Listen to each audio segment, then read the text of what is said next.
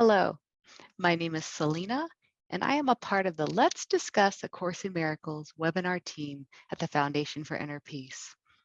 The mission of the Foundation for Inner Peace is to publish, distribute, and discuss A Course in Miracles, and we are holding these Let's Discuss online webinars as an expression of our vision of extending love through A Course in Miracles teachings. Today, we introduce a new webinar series to you, The Role of Teachers. We'll explore A Course in Miracles themes through the eyes of professional course teachers. We will be having regular discussions with course teachers throughout the world, and we'll be including some of their students' perspectives. Today's event has been pre-recorded, and so please know this is the first of many to come. So if you have questions about the role of teachers, please let us know and submit questions during registration. Before we begin, I invite you to join me in prayer. From the text, chapter 2. I am only here to be truly helpful. I'm here to represent Him who sent me. I do not have to worry about what to say or what to do, because He who sent me will direct me. I am content to be wherever He wishes, knowing He goes there with me. I will be healed as I let Him teach me to heal.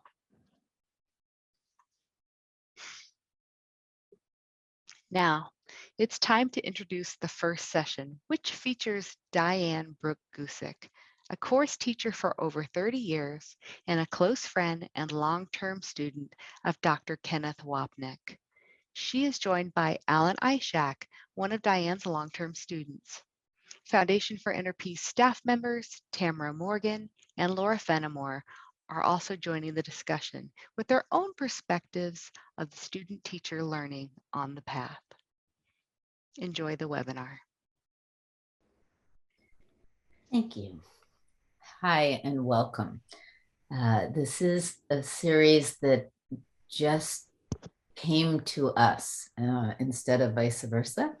And the series was the introducing teachers, professional teachers of A Course in Miracles, and what the difference is with each teacher who we'll have in the series, of how they see the professional role of their teaching versus what the Course says we are all students and teachers of the Course to each other. And what is the difference in that and the nuances, and what does that mean? And we're going to discuss this here with each other. It is a conversation, and I would love for Diane to lead with what her perception and definition is and the difference of the two, so it can launch us to where we go next.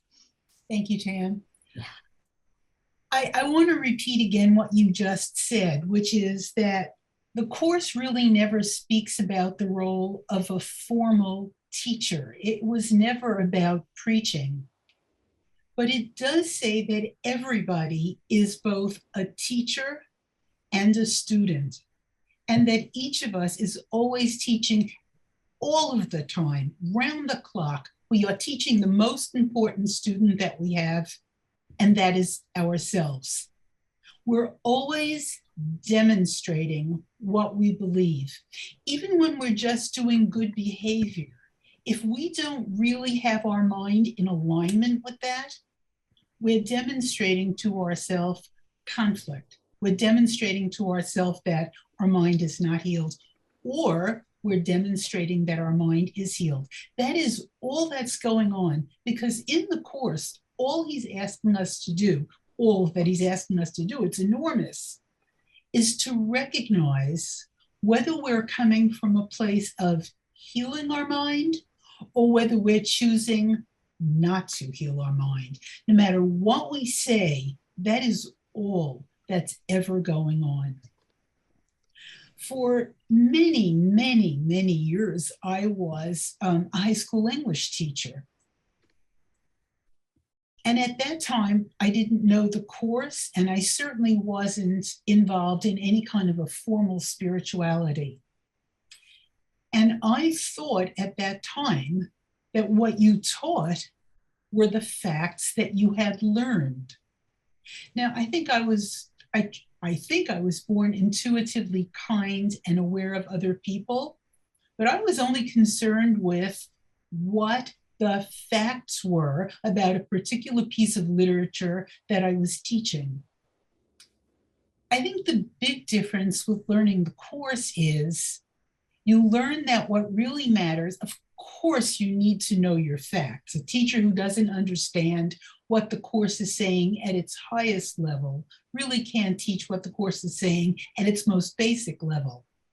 But in addition to those facts, you need to be in alignment with a certain kind of experience. And in that way, in my particular learning, it is teaching the course that has taught me to own the course more deeply. So I think that's the big difference between your everyday run-of-the-mill teacher who is teaching a factual something versus the course, which is always expressing an experience. So I'd love to ask a question within that. And I don't expect that the whole thing will be directed to you, at you, within this. But, you know, obviously we know that we have a saying, teach that which you want to learn.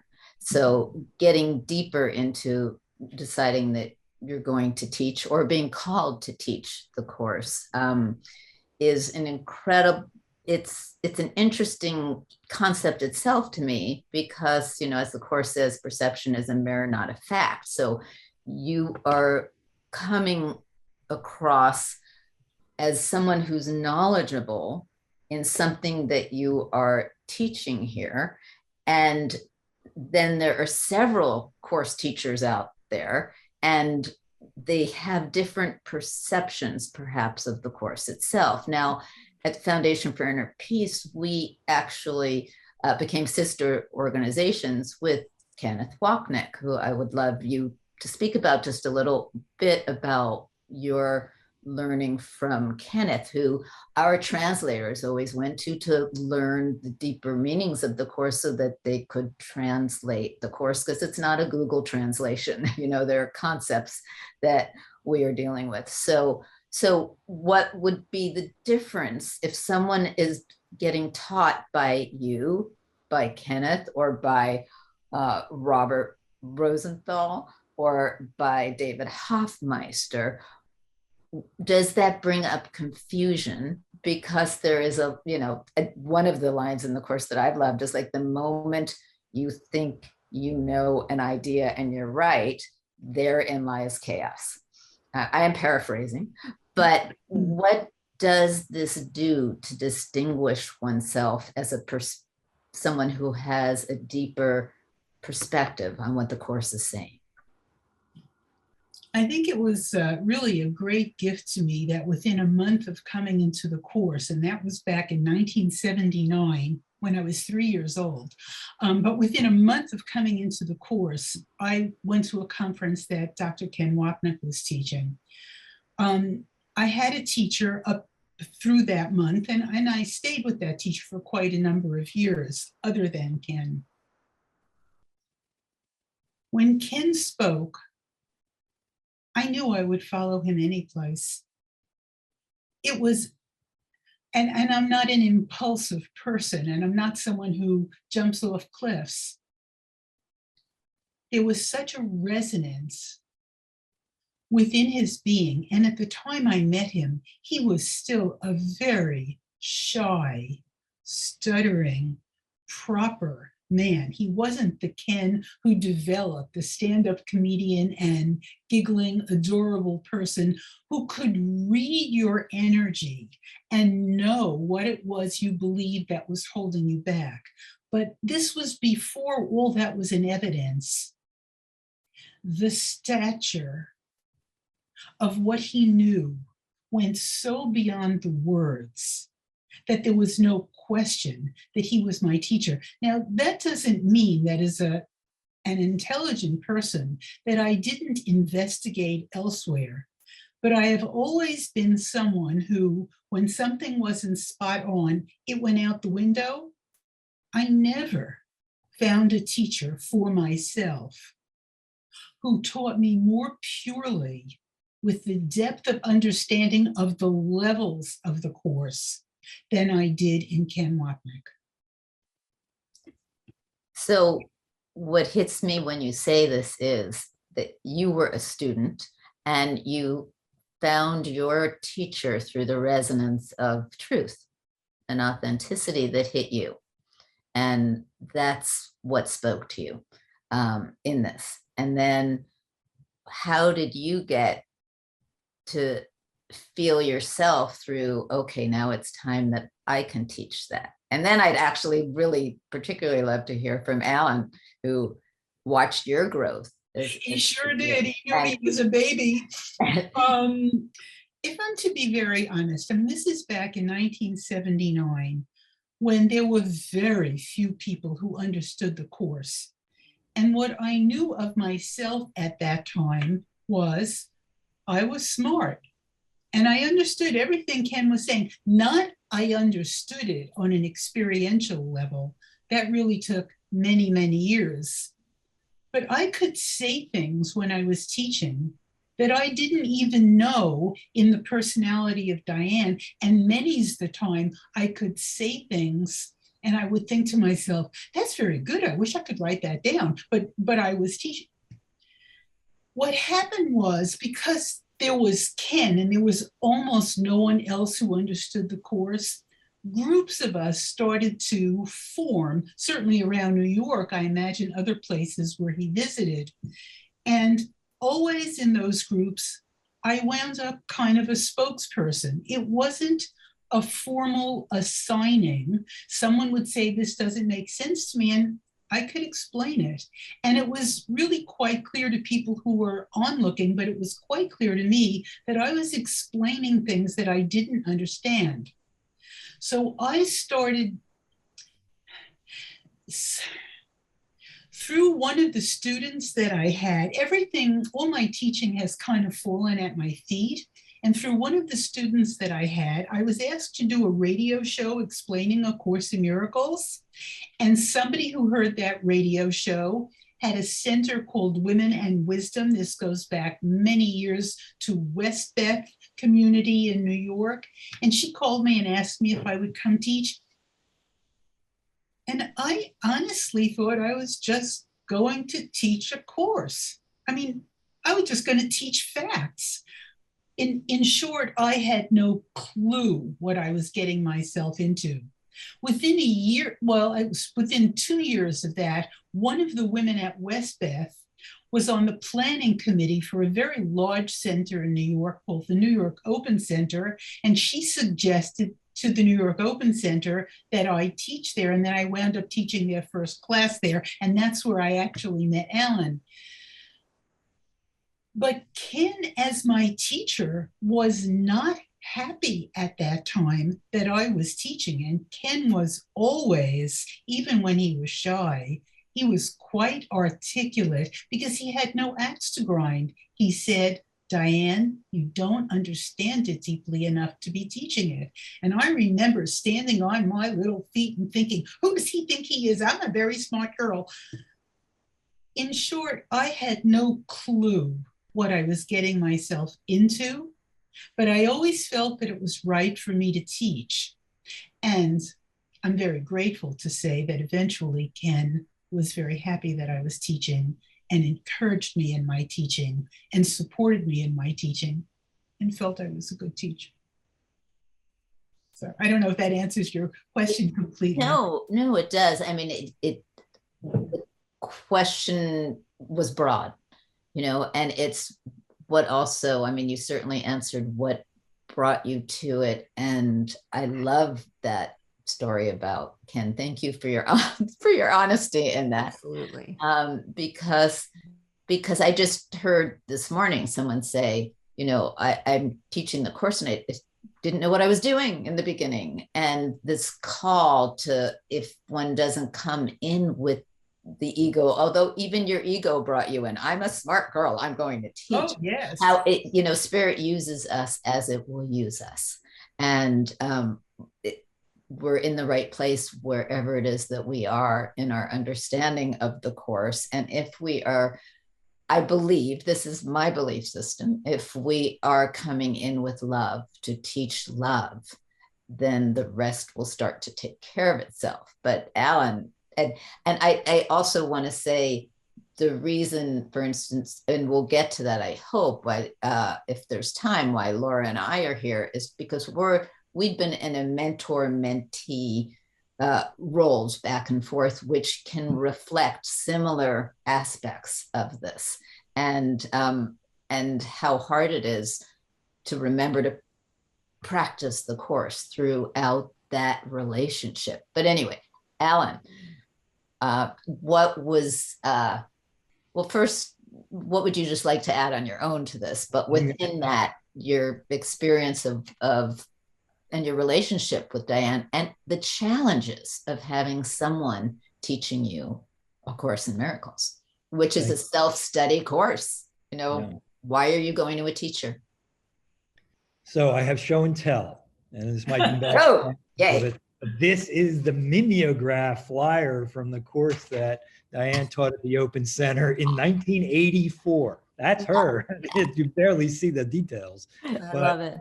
What is also amazing is in my archives, I had my yellow brittle sheets that I took from her notes. That's 1984, 85, from her teachings. So I'm hearing that she wasn't Ken approved, and I'm a little upset. But what is amazing is that I read these notes. I was just looking at them this morning, and Diane's teachings were always consistent and always precise. And even these notes sound like what I'm doing her class now on Mondays, and they still sound so consistent and clear.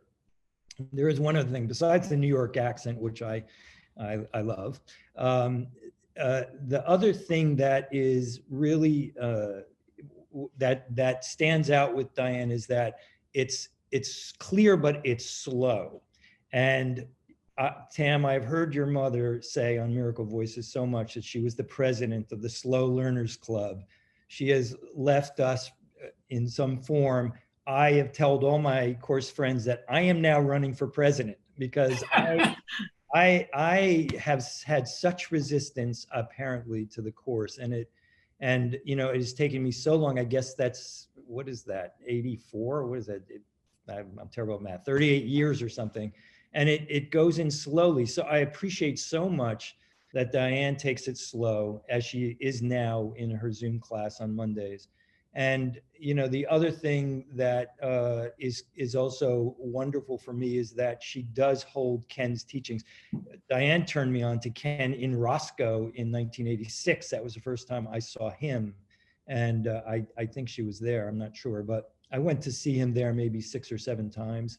And one of the things that Ken did was he was very faithful to the tough parts of the course, to remove the blocks, removing the blocks to love's presence, which is the hate in me, the murder in me, the attack thoughts. And she's never, let us wiggle out of that. And it's been important. I can see now that I don't need to work on the love. I need to work on my hate. And there's plenty of it. So, it's just been a wonderful adventure. We had a gap, right, Diane, when you moved and weren't teaching for a while. So it's just a pleasure when I heard last year that she was going to pick it up again, because she still speaks to me both with the accent and with just the pacing, which I need. Don't go fast, because I'm going to get lost and shocked, probably, because what the course says is shocking.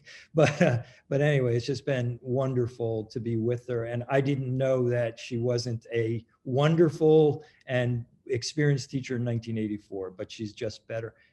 I have something else I want to share about the first family of the course. Can I do that now? Sure. Yeah, I think I want to say that it is such a privilege, and I feel so lucky to be alive in the time that the course came into the world. your mother, and I didn't know Bill or Helen, but I knew Ken, and I heard your mother on Miracle Voices. I never met her, but we have a chance now to sit with people like Diane, like you, Tam, who knew the first family, the first four. I know Carol Howe, and I listened to David Hoffmeister and John Mundy. I went to his Sunday services in New York at Carnegie Hall for, I don't know, 10 years or something. And it's just such a privilege. And I'm so grateful to be alive while these wonderful teachers, the people who have been studying since the course came into the world, it's kind of hard. It's mind boggling. Gary Renard says in his book that in 1,000 years, people are going to be listening to Ken's teaching. So who knows, but it is really special to be here and to be able to sit with you, Tam, with your, obviously, you were back here in New York with, this is the birthplace. So, and you were birthed into it. So, it's really such an honor. And so I'm going to be studying with all of those people until they aren't teaching anymore, because it's an acceleration, I guess, for people who learn quickly. But for me, it's just a slow and steady, and I'm happy to do it that way. And what brought you to wanting a teacher? I was a guy in advertising. I was a creative director later in my advertising life, but I was very anxious and hiding that all the time. And actually, two people I was working with at the agency, one of the other people had, I think back then, heard, I don't know honestly how she heard about the course, but she heard about Diane teaching at the Open Center and suggested we go. They no longer study. Well, one of them does, but but for me, I had that experience that I heard so much on the Miracle Voices show, your podcast, where I opened the book and I had absolutely no idea what it said, but I knew immediately the first line I read, this is my path. Ken used to say, if you don't throw the blue book against the wall a few times a month, you're not doing it right. And this is my battered book. It's been thrown against the wall plenty. This is a first edition. It's got so much tape on it, but I just knew, and I just was finding teachers. I went to hear Ken and doing it on my own, stumbling. I heard David Hoffmeister said he read every day for 8 years. I did not. So it leaked in. Sometimes it went in. Sometimes it didn't go in. I put the book aside for a year at a time, sometimes over this 30 years. That's been my journey. Thank you. That kind of introduces Laura so beautifully, because she's been on this path for quite a while. But I would like to, because my memory isn't so good, just jump in for 1 second to bring the conversation, or to remind us about this, what it's like on each of our parts to be, and I don't mean this in unkindness, but that projection of specialness because of our roles in this, because first family, and I have been talking a lot recently about lineage, and for instance, what the Foundation for Inner Peace has versus other versions of, and I don't mean versus other versions of the course that are out there, but what we do have is a lineage, kind of like the crown jewels, where we were given something that was very pure, and where the author worked directly with the channeler of this and the editors, and the author was working, as Helen called, the voice, or we can call Jesus, however you want to express what was coming through in that vibration, and it was edited specifically to keep that vibration, that sound vibration. Helen was the first to say she didn't hear it in words. She heard it through the vibration, and keeping that sacred without changing it as much as, there were some changes that went on with Ken and asking and being authorized to do that. But basically having that as pure as we can as a symphony, like the crown jewels. And if you want to come in that direct lineage, then this is where you come to that. And in the clarity of that and that offering, there is something about coming from a dynasty or a lineage where there's that purity. I mean, you know, the Queen of England doesn't run England, Parliament does. We're not running anything here. We're just keeping this authentic from this particular line, if one wants to touch that line. So I would love to get into, after Laura jumps in a bit, what that means for people to touch that lineage, what they project onto that. So, but Laura, first, want to give you the opportunity to jump in here in your own perspective. It's just so interesting to me, and it just forces me to think about all of the memories of the day that Judy called me. I found the course in the late 80s because I was at a really difficult time. I always say that the 12-step program saved my life and the Course in Miracles gave me a life. It just, I couldn't find my way out of hate, and I needed to forgive my past. So I found the course and I didn't understand a word, but what I felt was held. And that's still how I feel. I still feel like Jesus is holding my hand every day and saying, you're okay. You're okay. It's okay. And you are the light of the world. And that is, you know, one of my favorite lessons. You are the light of the world. But that means that my brother is the light of the world. So I think that this is really, I've never felt qualified to be a Course in Miracles teacher, even though I've been practicing it for over 30 years. People have asked to, I've been a coach for over 20 years. And I'm not a closeted course student. I do share with people that I am a Course in Miracles student, and I've been asked to teach it. And I don't feel qualified to teach it. But for me, that is just an inner knowing, the same way that I know that this is my path. It's just that I've used that, or my ego has used that to beat me up a lot. I mean, as Tam knows very well, I've been a part of this organization for decades, but when I was invited to be on staff, I just was like, I'm not worthy. Even after working with Judy for years and having a very deep and loving relationship with she and Tam and their family, I still didn't feel qualified. So that has nothing to do with anything except just that voice, that nasty voice. So it's just been a journey of really owning my power, and certainly when I think back on how I would try and force, and I'm going to use the word force, Judy into being more out there as a teacher. And it's just, it's embarrassing to think about that now. Forgiveness opportunity. Yeah, exactly. But I wanted her to be the Ken, and that was my need, my want. It wasn't hers.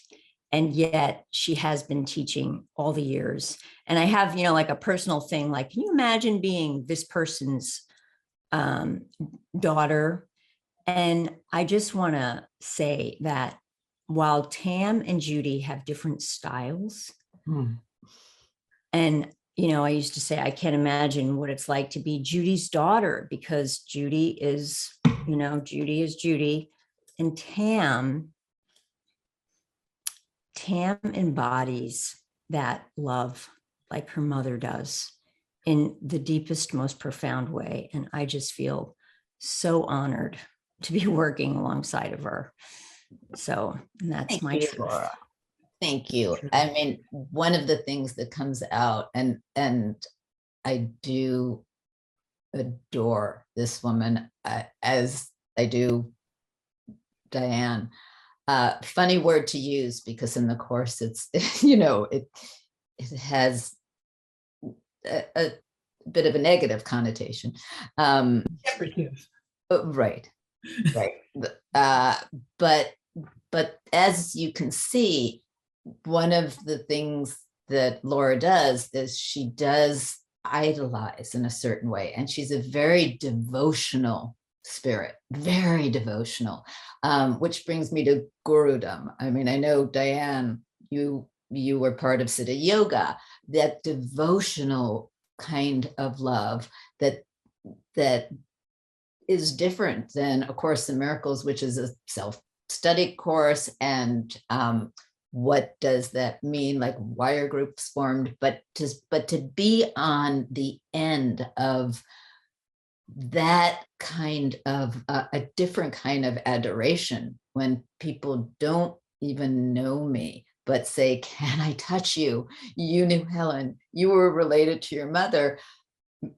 It's taken me 63 years to be able to breathe through that, because my first thought is run.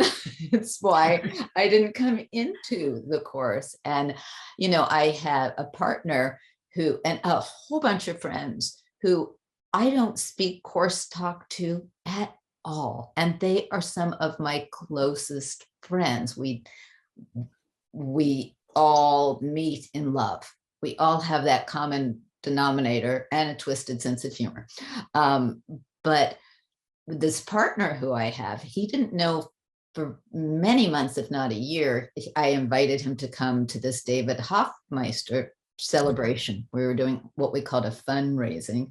And he said, okay. And he came, and he was stunned, because he had no idea. When I walked like off the plane, people were doing everything but bowing. And he was like, who are you? What is this? And I said, like, just live through it with me. I just wanted you to see this part of my life. And it's not comfortable. Like, my whole role here, and my mother never considered herself a teacher of the course, by the way. Never. That was Ken's role. I'm not a teacher of the course in this professional way. That Robert was, and the Foundation for Inner Peace itself doesn't sponsor a single teacher. Doesn't sponsor any teacher. And yet one of Diane's roles with us is I go to her for scholarly advice. Like, is this authentic in what your knowledge is of the course? That's different than Diane doing her teaching separate from the Foundation for Inner Peace. But that projection of, oh my God, you're so special because you came from this, as well as balancing, we do have some the crown jewel here, in the course itself, and how it was given, and how you show up, but we are so all equal. So my relationship with Laura, and why I brought her on in this first webinar, was because we've had some difficulties with that. She loves stars. Stars are in her eyes, and she feels unworthy in certain ways amidst the star ego. And I'm just crash it down. And that's one of the reasons for this webinar, is to bring out the humans in the teachers. They're just we're all just bumbling along doing our work, and that the fine role of teacher and the honor of being a teacher is a role. It's just a role we're playing, and we're no more special, but all that specialness that gets thrown on. How do you deal with that, Diane? I have to say, I don't relate to it at all. I don't think anyone makes me particularly special. If they do, I'm not aware of it. I do feel that A Course in Miracles, especially the text, lends itself, cries out for, actually, a teacher who understands what it's saying. Because it is presented on so many different levels, and because people often want to grab at what they already understand, it's within their comfort zone. I feel that a good teacher needs to understand what this is saying from the very top of the non-dualistic teaching, and then be able to translate it to the way we actually look at the world, as if I'm Diane and you're somebody else. I think that one of the pitfalls, in my opinion, of teachers who proclaim that they're teachers before they understand the experience of non-dualism is that they can short circuit the end product of what this course is offering. So I don't feel that this is something that most people, it says it's a self-study course, but I don't feel it's something that most people can pick up and understand without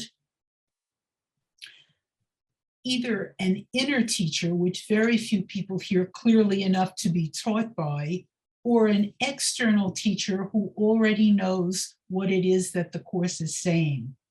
On another note, there's a different kind of teaching that takes place. Tam, your mother, Judith Scutch-Whitson, and I were girlfriends, really close girlfriends. And I believe the reason we were assigned to each other is because both of us, bright as we were, did not own our holiness. Within ourselves, we didn't own who we truly were. And I think Judy came into my life to see it in me and witness for me. And I think I came into her life to see it in her and witness for her, because we both were teachers to each other, not of the formal word, which is what I do in my classes on Monday, but in the way that we truly do teach, and that is by demonstrating what we own, if that makes sense. It's really beautiful, Diane. I just have to say that really touched me deeply, especially knowing your relationship with Judy. And I want to say that there is a Diane Gusic fan club out there. Diane, you might not be, affected by it, but there absolutely is. And one of your students here to prove it. I'm just so curious about how you deal with judgment when you experience people that are teaching the course that, like Ken said, Diane, I don't think you're ready yet. And you were like, I'm ready. But there's a lot of people out there that are call themselves course teachers. How do you deal with that internally? Sometimes I sit in judgment and think, they don't know what they're talking about. But I don't do that very much anymore. I have done that. I have to say that I have done that. I think there's a space in me that really is open to knowing that there's another way of seeing this and that I really don't know what anything means. I also do think that there's a judgment to separate, which is certainly what the course is against, but that in daily life, we will make judgments all the time. I mean, we make a judgment to be part of this webinar. We make a judgment to do all kinds of things. I mean, we don't have to list the ways that we judge. We make decisions. I think that it may be a fact that, in my opinion, some people who are teaching shouldn't be teaching. And that doesn't have to mean that I'm judging against them or I think they should be part of the sonship or anything. Or I might recognize, as I do with some, that they're teaching by demonstration, but not teaching. One of the things that I think A Course in Miracles gives us, especially those of us who came in not conscious of knowing experientially what we truly are already, is it gives us a structure and a metaphor to walk through this world and begin to see through it. And in order to own that metaphor and use it, it's very helpful to have a teacher who understands the metaphor and knows that the metaphor isn't the final word. And I think that's where a good teacher comes in. I think that there are, I mean, it's many years since the course is out. And so there are many people who have absorbed the words, but I really look at my judgments when they come up and I own them as my judgment. And I am open in process to wanting to see this differently. And experientially, I'm not living my life through the judgments I once needed to make.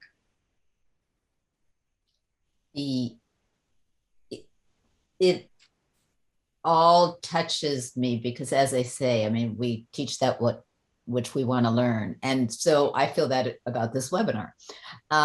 What is it that I came here to learn? And one of the things that my mother taught me at a young age was about the acceptance of people where they are and what they are going to project. And, you know, I have a story, I think I wrote it in Double Vision, where I went to a conference where I was asked to come and teach something. And so was my mother.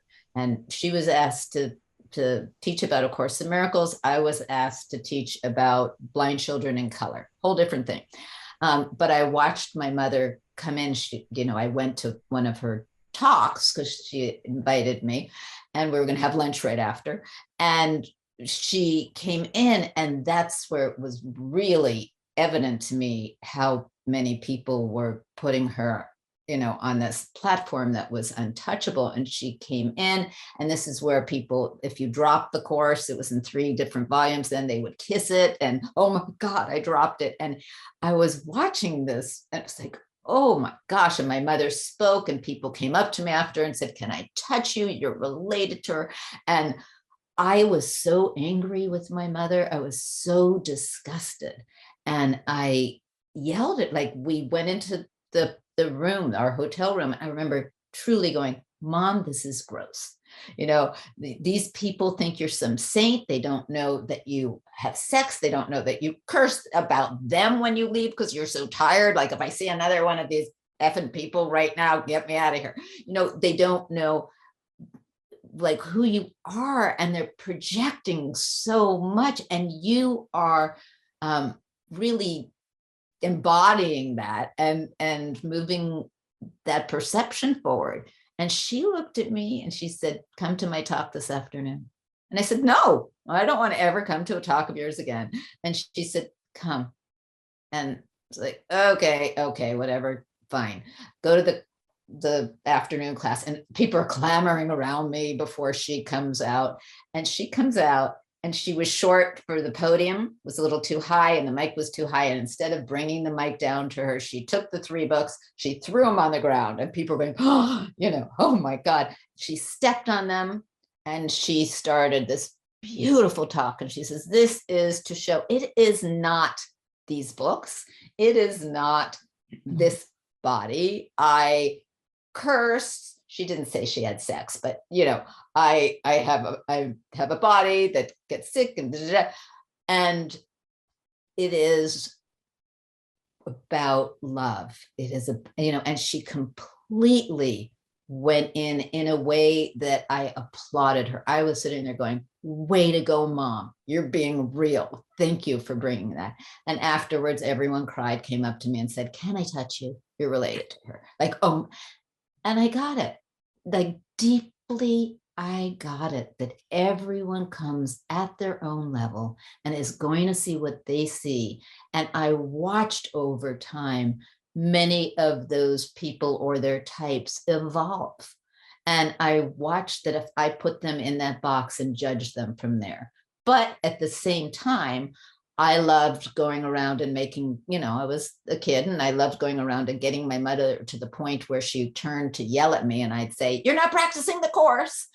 And so my evolution into this role as, within the Foundation for Inner Peace was very funny because I was not practicing the course myself, but I could go to the teachers of the course who were many bad-mouthing each other and going, "You're not practicing the course," and I don't have to. Like, they can't turn to me and say, "Well, you're not either." And it was a really fun role to be in. It was like, how are you bringing these two things together? And then I started to deeply practice the course because that's what I was told to do. And I have been one of those extremely lucky people to have a very strong inner voice throughout my life telling me what and where I needed to go, what I needed to do, whether or not I agree with it as my own ego. I do almost always listen to it now and do what it says. And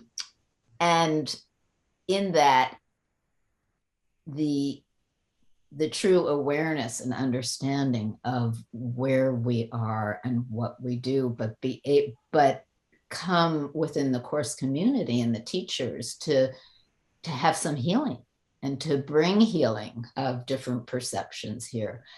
And it is funny to me that in everything, no matter who we are, we have these judgments. As you say, you shouldn't be teaching this yet. And yet Ken said that to you. So, and look where you are now. So it is interesting. So I would go back to Allan and say, Allan, excuse me, were there times where you felt you were projecting either idolatry on Diane? I mean, she brings it so home and she's so real that or vice versa. I mean, in therapy, there's transference, and how did you experience that as a student here in this long-term relationship that you've had with Diane? Yeah, this is a fascinating conversation. Until now, I'm not aware of how that spiritual specialness comes into my experience, and it's there. I think Laura said it best. I'm a little starstruck by these, by everybody on this panel, but Diane is so genuinely modest. I believe Laura. I don't think she knows she has a fan club. I might be wrong, but I think that this is the backdrop that Diane uses during her class, and I think that's a picture of Ken and Diane on the selfie. And I always notice it because I think, oh yeah, Diane was like embraced with Ken. I mean, I knew Ken, but it does always occur to me, but not until now have I thought, yeah, that goes on for me. And I'll just say that I'm friends with Carol Howe, and Carol was good friends with Bill, obviously, and wrote his biography, Never Forget to Laugh. And we speak maybe, twice a month or something like that. And Carol speaks a lot, and it's lovely. She speaks a lot about her grandchildren. And sometimes I'm listening, I'm thinking, this is the woman who wrote Bill Thetford's biography. Sprinkled jewels on my head. Grandchildren are nice, but and she'll probably hear this, but I I love our conversations, but it strikes me now that, yeah, sometimes I think, I'm in the company of course royalty, and I want to be blessed, and I haven't really thought about it much until now, so I think I have some work to do on it, Tam, honestly. But easy blessing. I bless you. We all bless you. We all bless each other. No, that's great. Thank you. That's fascinating. Thank you. Thank you also, Laura, for your piece on that, because I definitely don't realize how, like, oh yeah, maybe it'll burnish me, maybe just the presence will make me shine brighter. Yeah, so that's there. Yes, that's what we all want. We want someone else to do the work for us so that we don't have to let go of whatever defense we've got there. I have never felt, in my awareness, I have never felt between myself and my student anything other than sameness, in the sense that if they're sharing a challenge or a problem,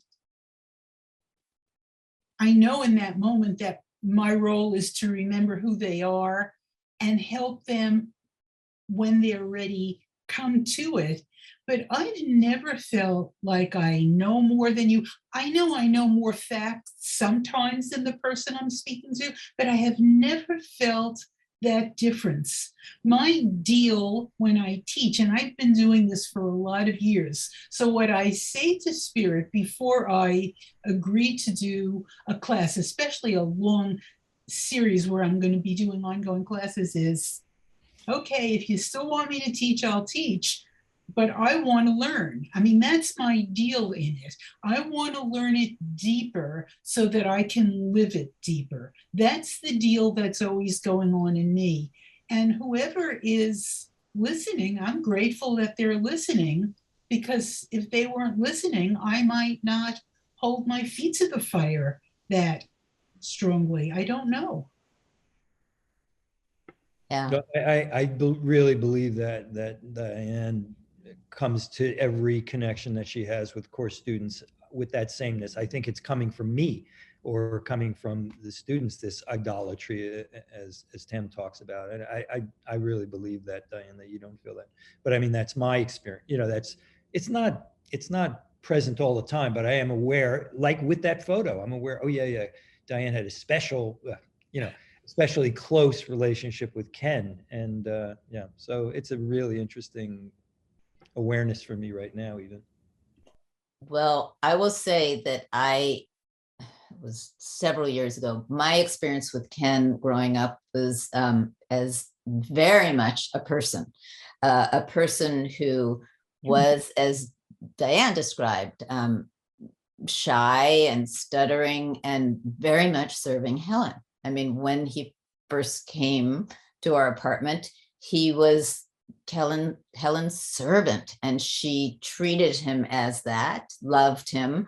And I saw the dynamics, the very clear dynamics of how she used him against Bill, of how Bill formed a relationship with my mother, to not to bug Helen, but it was just the natural movement, because, Helen was, the way that Helen treated Ken was sometimes in unkindness to Bill.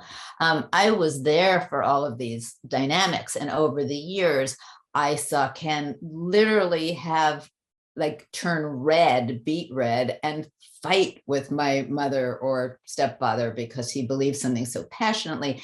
And he was throwing that person doesn't know anything about this and that. And so I knew Ken as a real person. And I did get to see from a witness perspective of a child growing up with someone.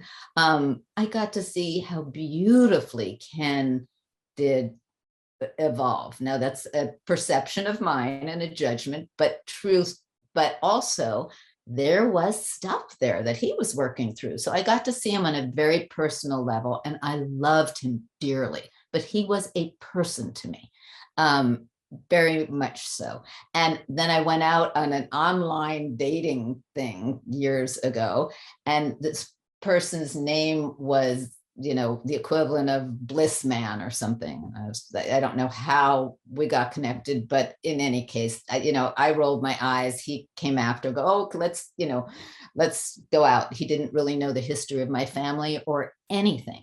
So I went out with him for a night, and he couldn't stop talking about this. If anyone in the world was enlightened, if there was one enlightened being on the planet, it was this one person who he was following, who was his absolute teacher, guru, enlightened being. And then he said, it's Kenneth Wapnick. And I almost spit out my food. I was like, okay, have a good time with that, and there was every moment where I could have said stories of, which I usually do if someone's going to put that on me. Here's my crap, take it, see who I really am here amidst all this. But there was something I was told inside, don't take this away from him. It's his learning. You don't need what, my mother's question, what is this for? Why would I bust him? Why would I bust Ken and say, well, actually, I know him and I just found out he was, whatever it was. But I did laugh. And the next time I saw Ken, I told him, and the two of us were laughing so hard about it. It's like, I even go on a date and I have to hear about you guys and my family, and not say anything. And so it was very funny. And it is a funny little path. And Diane particularly is clueless. And I've always seen that, as is Laura. And I can't speak for you, Allan, but clueless about the perception of how amazing they are and their lights. She's so busy working on it that receiving of how extraordinary she is, which my mother always saw in her. I saw in her from the moment I met her, and it's where we weave the specialness and how we extract from it and try and bring back the equality. And I think, for instance, as I say, Diane, you were a devotee of Guru Maya and Siddha Yoga. How does that blend in? Or how did that blend in with your course practice? Well, as you said before, the experience of a guru, the only one I know is Guru Maya, is a devotional energy. And in my experience, the guru has magical powers that allowed me to move into that devotional energy. It's not intellectual at all. I needed it almost desperately because I was bright. My intellect was one of my strongest defenses, and it actually blocked my experience of devotional energy. Mm-hmm. At a certain point in studying with being present with Guru Maya, I really heard very clearly, this is the last time, and then I never went back. Not that she isn't part of my open heart and prayer every day. She most certainly is. But the course's safety in the intellect, let me take that back a step. I had no idea what I was getting into when I came to A Course in Miracles.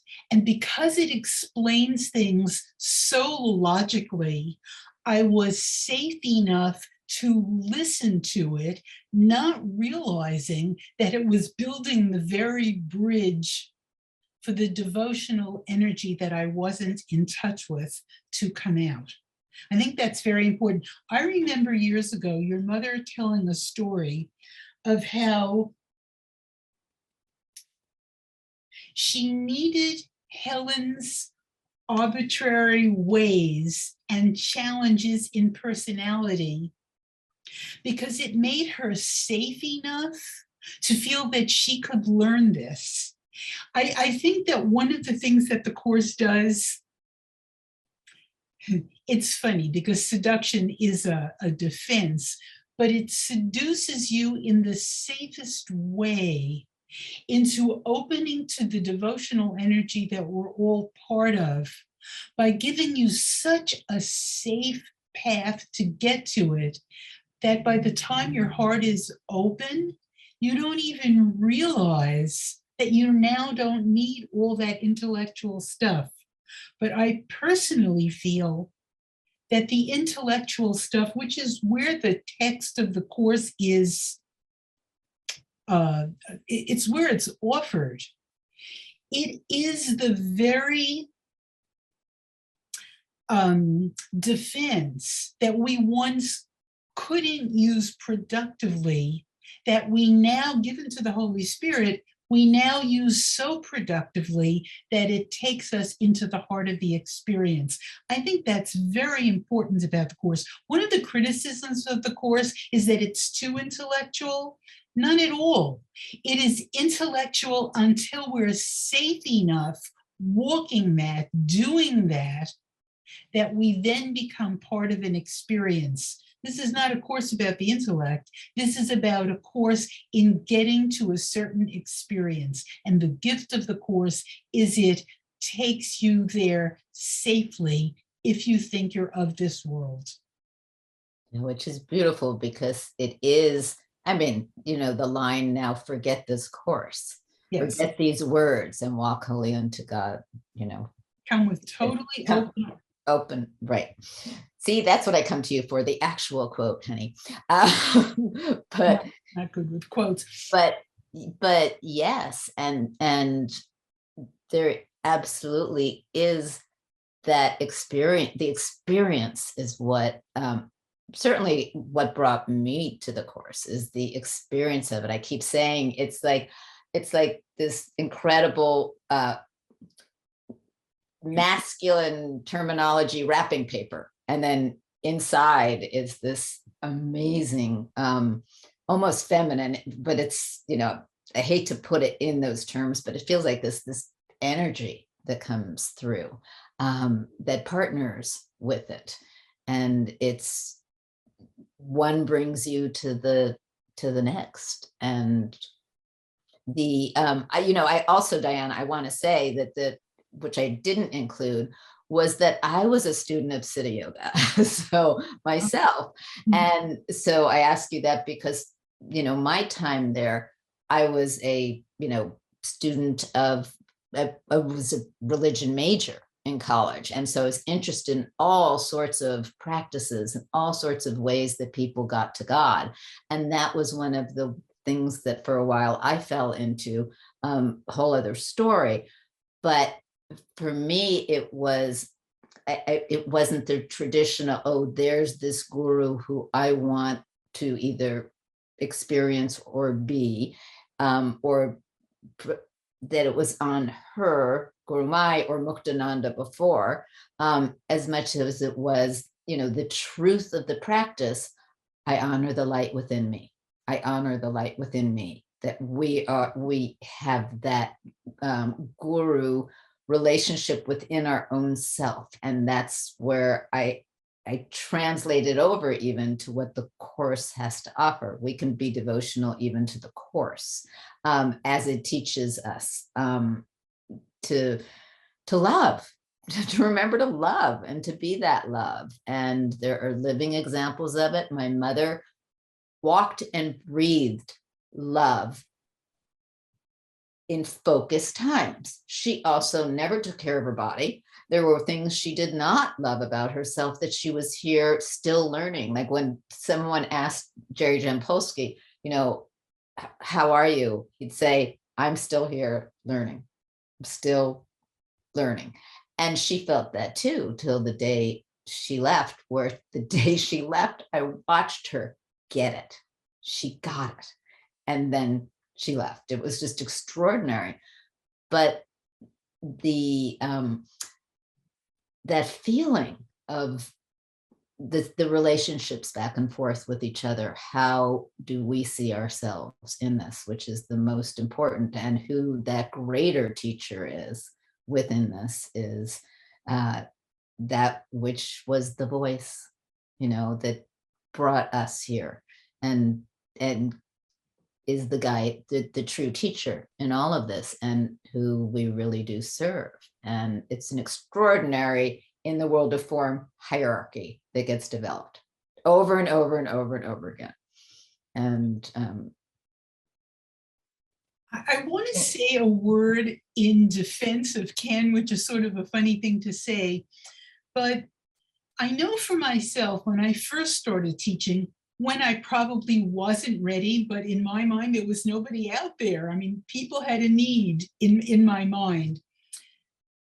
At that point in my life, there was a very strong demarcation between who I was as the words of the course came through me and who I was as I was living my life. I almost said as I was living my wife, and that might be one of the roles where that was really clear. As I've continued to experience the course, there's very little difference between the Diane who teaches and the Diane who lives the whole other part of her life. By the time I met Ken, and I met Ken at the end of 1979, I got to know him well personally. I knew him not just in his role as a teacher. I think he had grown so much and continued to grow so much in looking at anything that took away his peace that you would have been hard pressed to find a difference between the Ken who presented, and this was young, 1979, and all the years that followed. He walked his talk. Yeah. I don't disagree in one way. And he walked his talk in a beautiful way as much as my mother did. She walked her talk. Yes, absolutely. But there were sides where personality came in, where truly, she was a Jewish mom. I mean, the last year of her life, she went to therapy partly so that she could work on the two of us not having guilt anymore and really rewiring her Jewish mom comments that were still jabby, and that I'd call her on and she would call me on my part of it. So we worked our butts off to shift these last little pieces, these vestiges of personality that were part of walking the talk, the commitment to doing that work. But that didn't mean that he was a walking saint, nor was my mother, whatever a saint people might say a saint needs to be. They were real people. And this whole experience, to me, of A Course in Miracles, the reason why it's so rich is because it got birthed out of two people who were trapped in their personalities and their differences, and they asked for a better way. All of it's birthed from that, and that is part the personality, the never having been this in the first place reminder. That's one, obviously, the atonement and forgiveness, and an enormous piece of this. But my interest in it was in the flawed human being real and getting to this state of grace, of remembering how we are love. So I don't like to project the perfection on someone. And yet I watched my mother look at people in total love. And then later in the day, she'd go, oh, I don't want to ever have to meet them again. Like, that was ambivalence. But when she was with them, she was pure. And she felt completely like, and allowed them to feel that they were the most special person in the world. And then later her personality would come and go, okay, that was drained. Like, afterwards, have her personal say that then she'd work on that too. Because she was real. And that's the part I'm saying, that while you're a teacher professionally, while we're all teachers for each other, how do we remember that we're all one and the same? We're humans in this dream. And that seems to be an important part of my path. It may not be someone else's, but, I did interviews of all these people who knew Helen and Bill, based on Helen's husband, Louis, wanting me to, because he didn't agree with, the way that Helen was characterized in Ken's book. So he had me go off and interview all these people about the real story. And then my mother saw these interviews, and she got a wonderful friend to edit them. And suddenly they were whitewashed. And there it was again. And I wouldn't let the interviews go out. I'm just getting ready to, because it felt like, oh, well, Helen wouldn't want to have that story told about her. Well, the rest of the world, that might help to hear that she was just a normal person like the rest of us. And we have some stories of that, but here are firsthand, people who loved Helen, with whom she did not speak about the Course, too. Many, many, many of them. That's what I'm talking about. And that's what I'm talking about, the projections on a teacher, where they are saint-like. And I think it's great that they're not, especially through A Course in Miracles. Can I say something that I think is along these lines? I'm telling you, I'm recognizing or becoming aware of things that I hadn't really thought of for a long time. But after I started the course a couple of years in, and I don't think this is that unusual, I had a really dark period begin in my life.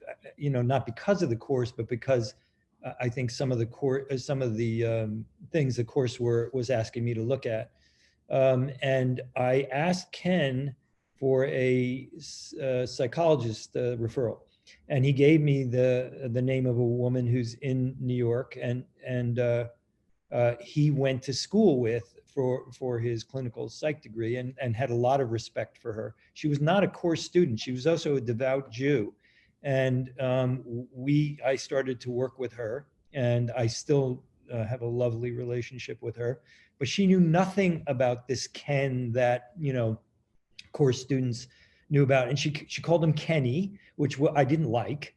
I'm just thinking about it now that I didn't like it. You know, she called him Kenny, and she had him, you know, she framed him as very kind of boyish and young. And I guess he was young when she knew him, but she just had a completely different take on Ken. And when I would talk about him and his work, it didn't mean much to her. She was not a course student. She was very respectful of who he was and what he was doing, but it didn't mean much to her.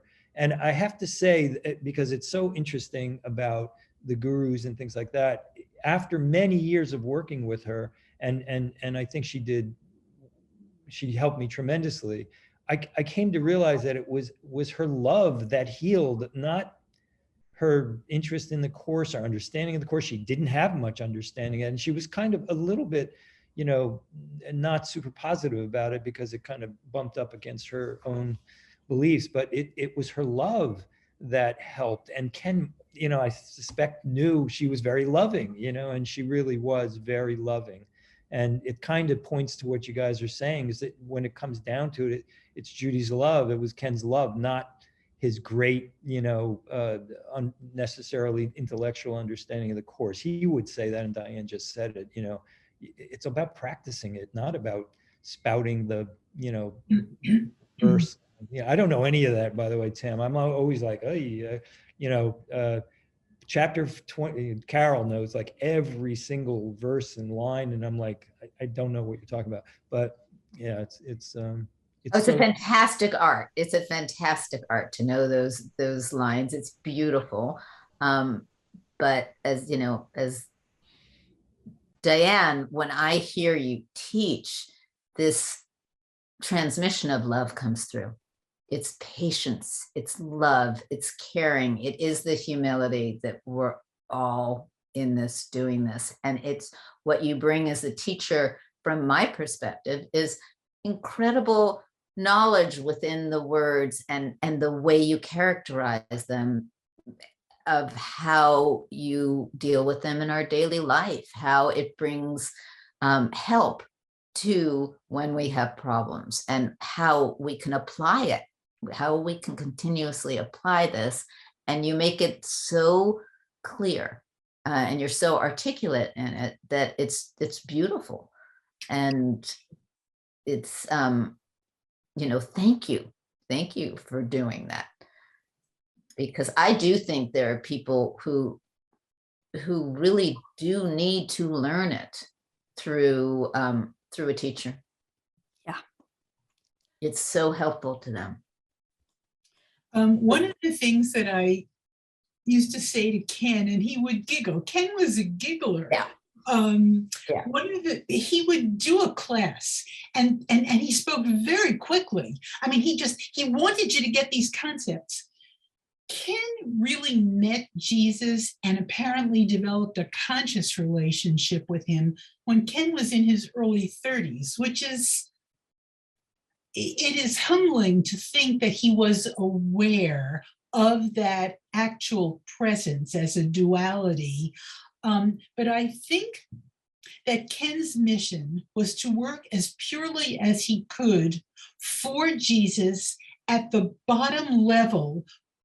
One of the things that I noticed frequently is he would teach a class and it would be purely abstract. And what I started to say was he would speak very quickly. And I said to him once, "You talk like a runaway locomotive." And he sort of looked at me and he said, "I've never been called that before." But he really he plowed through that material. He had a mission. He wanted the bottom line to be out there. But if any one of us went up to him afterwards and he would speak to 50, 100, 150 people in the course of a conference, he had limitless time. He never course talked us if we presented a problem.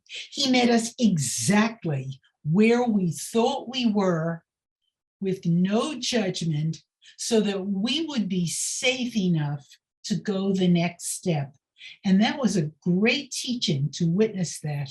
Yeah. Never threw the course at you if you thought you were not awake in God. And most of us do not know that. Yeah. Thanks for that beautiful example, Diane. I really appreciate that a lot.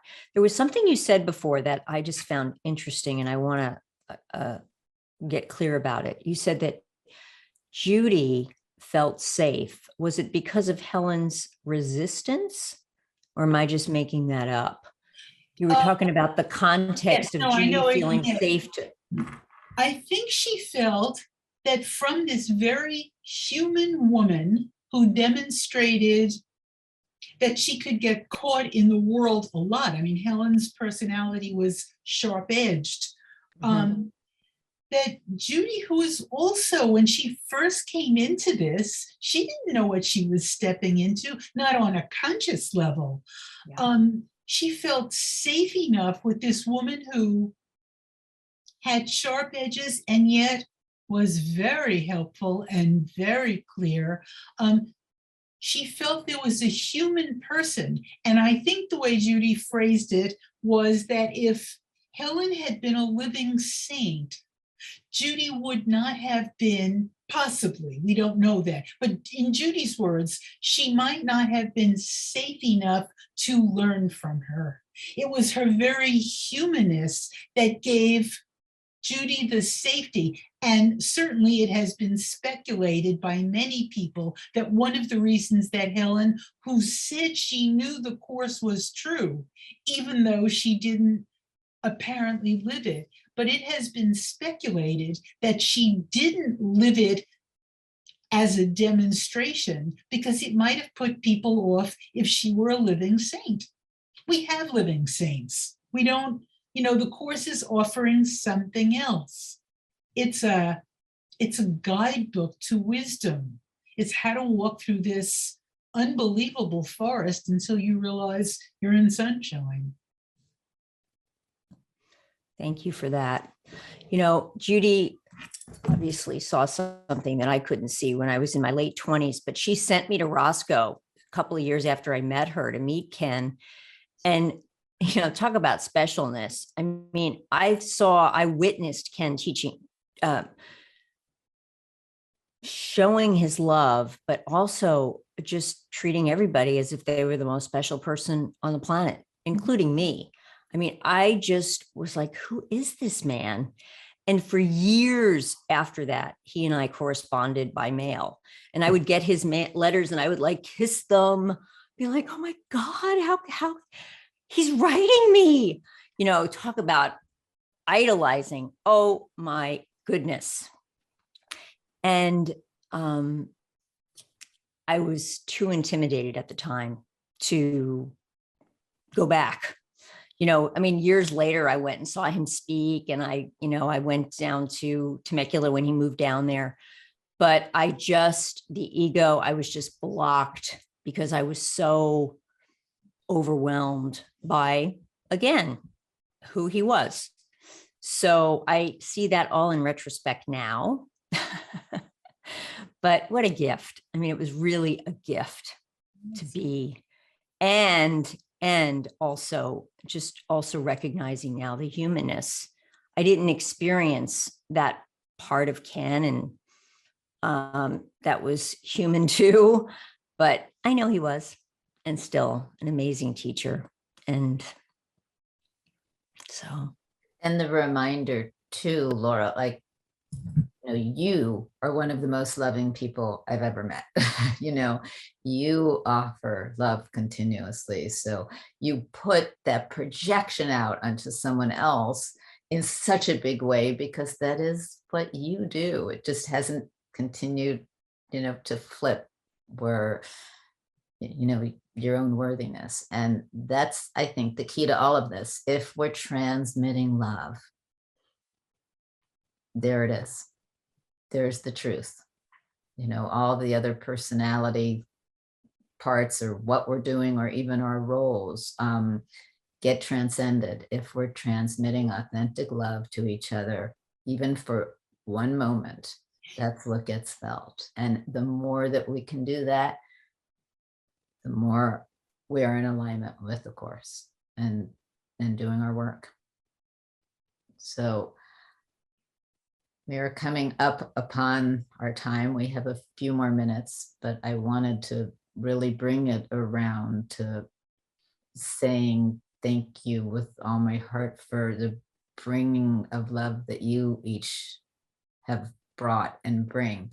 And Al and I already love you.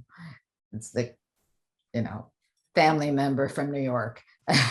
Yeah. And Tam, I just want to acknowledge you and just say, mirror. And thank you for showing me the way. And thank you for being a role model with your relationship with your mom all these years that I've known you both, in your humanness, but also in that deep love. Like, I can see you and Judy sitting down together and just being with each other. And it has just shown me what love is. And it's really helped me in my relationship with my mother, just to, that depth of love is so pure. And I know that she's not here in form, but she's certainly here in spirit. And I just want to acknowledge how much you embody that love too. It's sometimes I wonder if it's imprinting. There are parts in your life that you just imprint on, that she did give that. She gave the example of that. And so many people haven't experienced that in their life, particularly with a parental figure, or I had a father who was more difficult, but my mother really gave complete unconditional love, and was an extraordinary gift. And I'm honored to continue that tradition as much as I can. And it's work. It's work, but that's why the Course brings us, it says, this is how you can do it if you want to do it. Yeah, I want to just say a word for the whole atonement process. I think the reason Judy was able to be so loving, and now I speak as a girlfriend, not as a professional with a professional, was when she wasn't loving, she owned it. She said to me, I need to look at this differently. And she went in and asked to see it differently and allowed that shift to happen. She was a woman in process. She did not lose sight of her goal, even though at times she would lose her place. We all lose our place. She never lost sight of what she wanted, which was to honestly express love. Very, very true. And more and more and more, I see the evolution of Course students. It's like momentum gathering to have that same commitment more and more. So I don't care where they are in their intellectual understanding. I'm seeing this. I mean, sometimes I care, but I'm seeing it's almost like a vibrational raising within this commitment to want to bring that, want to be that. And we're a collective in it. And so whatever roles we're playing within it, I think we're serving the better good within ourselves, and and within this crazy world too. I don't expect the world to be different, but I am seeing more and more love. Maybe it's because of my practice. Maybe it's because of what you've taught me, Diane, you know, or what you've taught me, Laura. But thank you. Thank you. So is there anything anyone else would Yeah, like? I just want Go to for say, it. Last with word, Alan. with 1 minute left, Diane was still teaching. I think I want to point that out, and I want to say thank you for 4 decades, Diane. It's, you know, I hope it goes another 4, but thank you. And So it's, do I. guys, it was so fun. Thank you very much. There's a heart back there for all of you. You're somewhere back there. Thank you. you. Thank you. Thank you. Selena, to you. Thank you so much. And we thank all our discussion panelists for today, and also thank our attendees who are joining us. I'll make the following announcements about some foundation resources that may be helpful to you. So keep an eye on the group chat for website links that we will be posting there. A Course in Miracles web edition became available in 2021. It contains the complete course, including the full text from each workbook lesson, along with accompanying audio. So you may read, share your favorite quote, and listen to A Course in Miracles from any of your devices. You can find it at acim.org/ACIM. You can also find us on social media. We are on many different pages, so find us on Facebook, Instagram, LinkedIn, YouTube, and others. Also, by following us on Facebook and Instagram, you'll see visuals of the workbook lessons each day, so you can check it out. In addition to our public Facebook site and Let's Discuss closed group over on Facebook, we also have 2 Facebook Live groups that we want to make sure that you know about. And they are on the Zoom platform, but you don't have to go to Zoom. You just go to the pages and you can get us on Facebook Live for a workbook lessons discussion every Tuesday. That's at 11 a.m. Pacific, 2 p.m. Eastern. There's the link up on the image. We'll also post that down on the chat. There's also a miracle meditation every Wednesday at 9:30 a.m. Pacific and 12:30 Eastern, also being posted on the chat. On YouTube, we wanted to make sure that we point out our YouTube channel in a bit more detail. If you are a YouTube user, go to our Foundation for Inner Peace YouTube page.